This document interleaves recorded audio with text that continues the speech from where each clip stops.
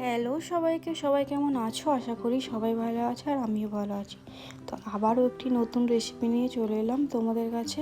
তো আজকে বানাবো কাঁঠাল দানার ভর্তা। তো দেখতেই পাচ্ছ এখানে কাঁঠাল দানাগুলো আমি ভেজে নিচ্ছি।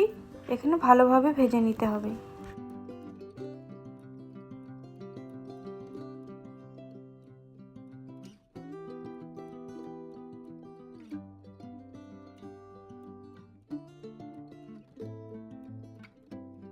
তারপরে এখানে আমি শুকনো লঙ্কা দিয়ে দিলাম। শুকনো লঙ্কাগুলোও ভেজে নেব ভালো করে।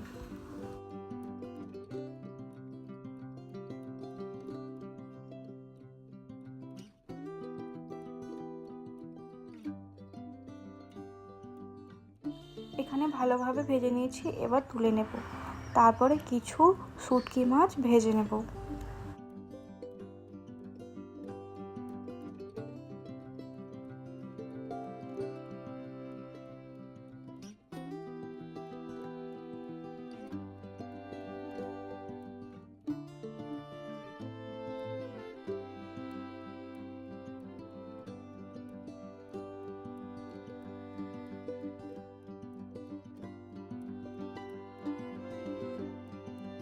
সব কিছু ভালোভাবে শুকনো খোলায় ভেজে নিয়েছি।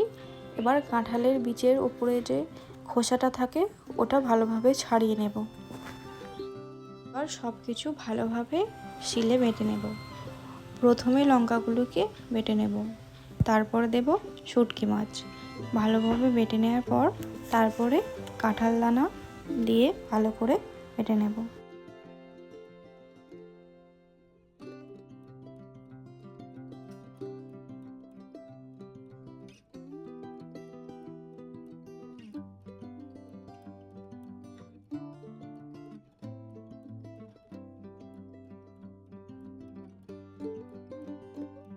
এই ভর্তাটি তোমরা বাড়িতে একবার হলেও ট্রাই করবে। অনেক দারুণ হয়েছিল খেতে এটা। তো ভালোভাবে বেটে নিয়েছি। এবার পরিমাণ মতো লবণ, পেঁয়াজ কুচি, ধনেপাতা কুচি আর সর্ষের তেল দিয়ে ভালোভাবে মেখে নেব।